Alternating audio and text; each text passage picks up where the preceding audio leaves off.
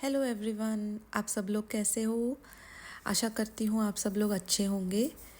ये मेरा पहला वीलॉग है जहाँ पे मैं अपने डेली रूटीन के बारे में दिखाने वाली हूँ और साथ ही साथ अपना यूके वाला एक्सपीरियंस को शेयर करने वाली हूँ। मेरा हिंदी उतना अच्छा नहीं है। अगर कोई गलती हो गया बात करते वक्त तो प्लीज़ एक्सक्यूज़ मी, माफ़ कर दीजिएगा। यहाँ पे मैं थोड़ा सा साफ़ सफाई कर रही हूँ और अपना लंच बनाने वाली हूँ, जो कि नेशनल फेवरेट डिश दाल चावल और पोटैटो फ्राइज़। इस वीडियो के साथ साथ मैं अपना NHS इन यूके वाला एक्सपीरियंस शेयर करने वाली हूँ। मेरा एक्सपीरियंस, मेरा पर्सनल एक्सपीरियंस कैसा रहा है और कैसा जा रहा है अभी फ़िलहाल। तो मैं यहाँ पे करीब यूके में करीब 9 साल से रह रही हूँ। शुरुआत के कुछ साल तक मैंने NHS का सर्विस यूज़ नहीं किया क्योंकि मुझे ज़रूरत नहीं पड़ा। मैं इवन GP में भी रजिस्टर्ड नहीं थी 1.5 ईयर तक। उसके बाद मुझे पता चला कि हमको GP में रजिस्टर करना होता है। फिर मैंने GP में रजिस्टर किया जिस लोकेलिटी में हम रहते हैं। फिर भी मैं 3 साल या 4 साल तक लिख लो कि मैंने कभी सर्विस यूज़ नहीं किया। मैंने NHS में गई नहीं, ज़रूरत नहीं पड़ा था। जब भी बुखार वुखार होता है पैरासीटामोल से काम चल जाता था।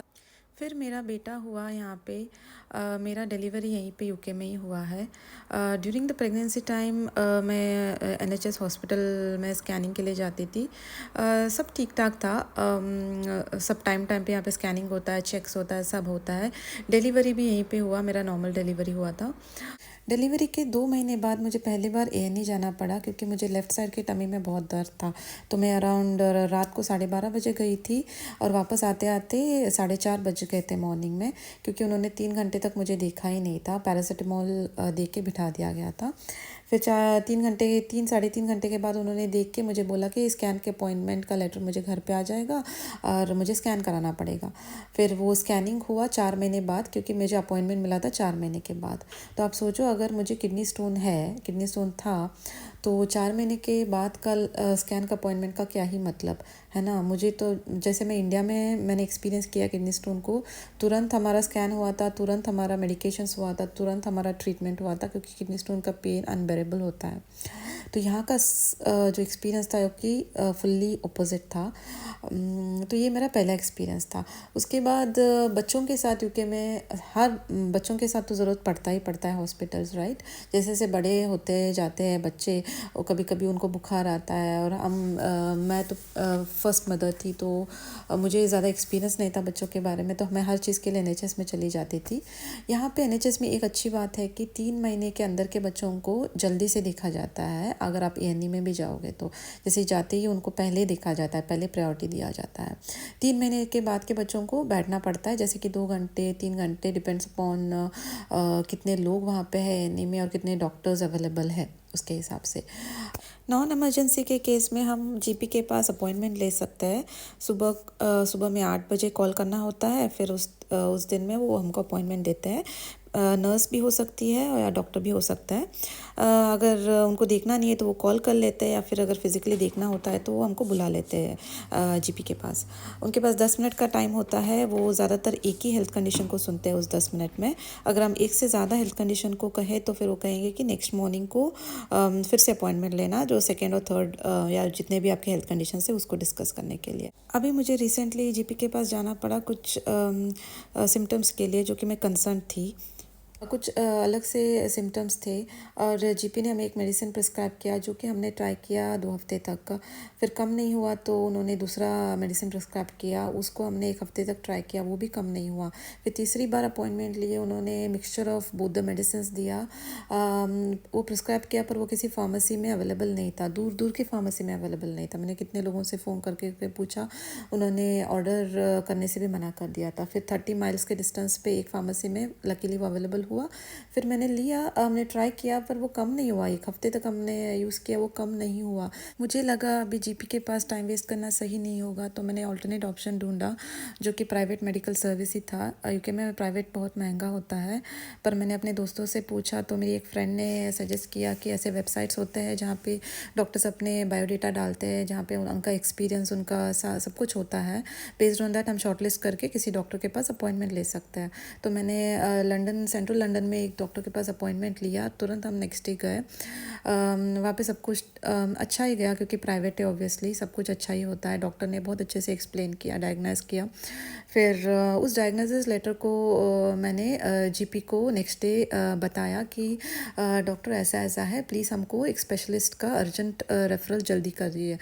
जीपी ने कहा ठीक है, मैं अर्जेंट रेफरल अभी करता हूँ, but we have to wait for the private doctor का जो लेटर, प्राइवेट डॉक्टर ने जो चेक किया है, डायग्नाइज किया है, प्राइवेट डॉक्टर्स वो जो लेटर को जीपी को देते हैं। जीपी के पास मिलने के बाद ही जो एनएचएस के स्पेशलिस्ट होते हैं उस लेटर को रेफ़र करके फिर उसके हिसाब से वो प्रायोरिटाइज़ करते हैं केस को। तो जीपी और हमने वेट किया एक हफ़्ते तक। एक हफ़्ते के बाद लेटर आया। लेटर आने के बाद मैंने जीपी को दोबारा कॉल किया। मैं अपना कंसर्न बता रही थी उसको, उनको बोल रही थी कि प्लीज़ जल्दी से अर्जेंट रेफरल कीजिए, अर्जेंट रेफरल कीजिए। तो वो भी अपना कोशिश कर ही रहे थे, अभी भी कर रहे हैं। इनफैक्ट अभी भी कर रहे हैं, कब होगा पता नहीं। मैं अपना कोशिश करती रहूँगी। तो ये एक्सपीरियंस से मुझे समझ में आ रहा है, अगर यही हम इंडिया में होते तो हम बड़े से बड़े स्पेशलिस्ट को तुरंत दिखा सकते हैं। यहाँ पे ऐसा नहीं होता। यहाँ पे हमें अगर प्राइवेट में जाना है, कंटिन्यू करना है, जैसे कंसल्टेशन के लिए तो कुछ मिनिमल फ़ीस होता है उनका। मिनिमल मतलब अप टू 300 पाउंड्स होता है एक विज़िट के लिए, जो कि आधा घंटे का होता है। उसके बाद जो ट्रीटमेंट होते हैं बहुत बहुत महंगे होते हैं। अगर हमारे पास इंश्योरेंस नहीं है तो अफोर्ड करना इट्स बियॉन्ड इमेजिनेशन। तो मेरे पास तो इंश्योरेंस नहीं है, तो मैं प्राइवेट में कंटिन्यू नहीं कर सकती हूँ। तो मैं एनएचएस पे रिलाई कर रही हूँ। पर मेरा एनएचएस का एक्सपीरियंस ऐसा है कि 2 महीने हो गए, हमारा टर्न आया नहीं है। जब मैं कोशिश करती रहूँगी, जब हमारा आएगा तब आएगा। मैं यही कहना चाहूँगी कि सबके पास एक इंश्योरेंस होना बहुत ज़रूरी है, क्योंकि हम हेल्थ प्रेडिक्ट कभी नहीं कर सकते हैं, राइट। पर अभी मुझे लगा है, मैंने एक्सप्लोर भी किया है काफ़ी सारे इंश्योरेंस, अप टू 900 पाउंड या 900 चिल्लर में 1 साल का कवरेज आ जाता है। काफ़ी सारे इंश्योरेंस कंपनीज़ है।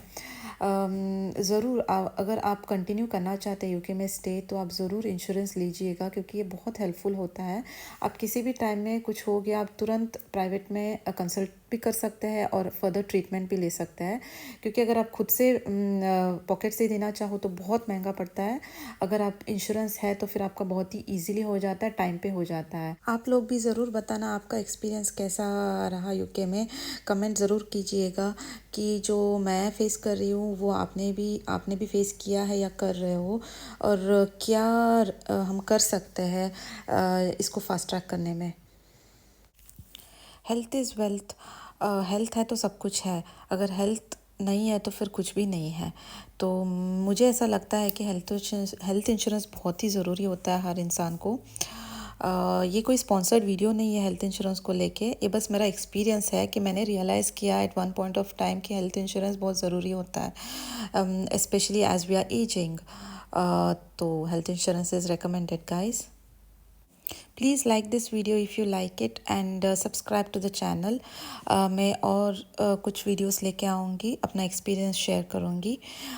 यहाँ मेरा लंच रेडी है, थाली लग चुका है। अब मैं लंच करके मेरे बेटे को स्कूल से वापस लेने जाऊँगी। आप सब लोग अपना ख्याल रखना। मिलते हैं अगले वीडियो में, तब तक टेक केयर, बाय बाय।